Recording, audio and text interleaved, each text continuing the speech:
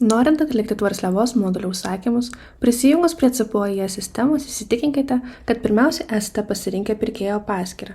Tada su pirkėjo paskyra spaudžiamas katalogas meniu punktas ir susirandamas modulis. Asortimento lange paieškos laukelio arba filtrų pagalba išsifiltruojame specifikacijas pagal norimus kriterijus ir išsifiltravus prie konkrečios specifikacijos nurodomą kiekį ir prekės galiojimo laiką. Pasirinkus šiuos duomenis, spaudžiama įdėti į krepšelį mygtukas. Susidėjus į krepšelį visas norimas specifikacijas, norint patekti į krepšelį, asortimento lango dešinėje pusėje spaudžiamas krepšelio pavadinimas. Krepšelio viduje, krepšelio žingsnyje gali būti koreguotas įdėtų į krepšelį specifikacijų kiekis, nurodomas maksimalus biudžetas visam prekių kiekiui per specifikaciją ir pasirenkama, ar sudaryta sutartis su TLK. Nurodžius šios duomenis, spaudžiamas pirmyn mygtukas į sekantį krepšelio žingsnį. Adresai ir kontaktai žingsnyje pasirenkami atsakingi kontaktiniai asmenys bei pasirenkami pristatymo adresai. Nurodžius šios duomenis, spaudžiamas pirmyn mygtukas į sekantį krepšelio žingsnį. Vertinimo nustatymo lange pasirenkamas pasiūlymų pateikimo terminas ir pasiūlymų vertinimas pagal kainą ar kainos ir kokybės santykį. Nurodžius šios duomenis, spaudžiamas pirmyn mygtukas į pirkimo sąlygų langą, kuriame nurodomas prekių tiekimo laikotarpis, pasirenkamas įsipareigojimas nupirkti prekių, pasirenkamas prekių pristatymo terminas, kai atskiro prekių užsakymo kaina mažesnė nei 3000 eurų, pasirenkamas prekių pristatymo terminas, kai atskiro prekių užsakymo kaina yra lygi arba didesnė nei 3000 eurų. Pasirenkamas prekių pristatymo terminas, kai atskiro prekių užsakymo kaina lygi arba didesnė nei 10 000 eurų. Pasirenkamas atsiskaitimo terminas iš sąrašo. Pasirenkama, ar bus taikomi avansiniai mokėjimai.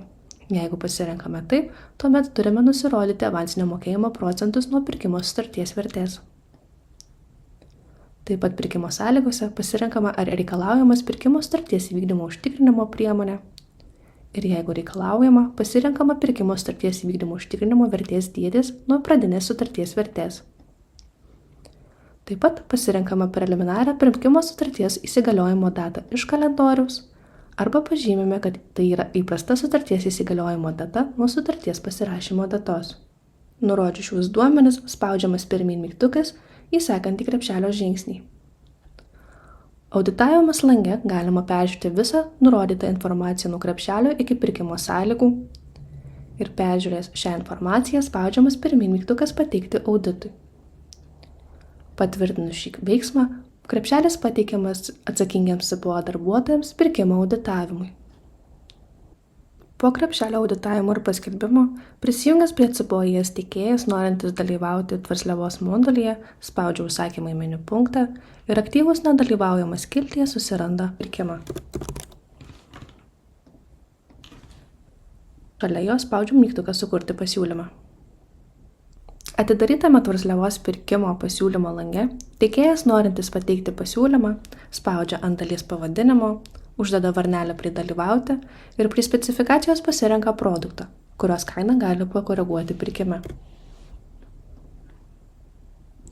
Einant langų žemyn, jeigu yra poreikis nurodyti subtiekimo informaciją, prasiskleidžiamas subtiekimo skiltis ir nurodoma informacija apie subtiekėjus. Lango apačioje tiekėjas prieš pateikdamas pasiūlymą turi nurodyti tiekėjo už pirkimo sutarties vykdymo priežiūrą atsakingą asmenį bei nurodyti konfidencialią informaciją.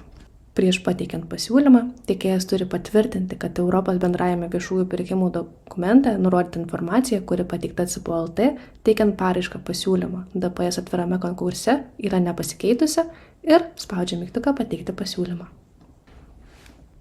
Suėjus pasiūlymų pateikimo terminui ir sistemai atlikus pasiūlymų vertinimą, tiek pirkėjas, tiek tiekėjas pirkimo peržiūros lange rezultatai skiltyje gali peržiūrėti rezultatus su tiekėjų eile. Pirkėjui, norint inicijuoti pirkimo sutarties pasirašymą, pirkimo rezultatų lange spaudžiamas inicijuoti sutarties dokumento pasirašymo mygtukas.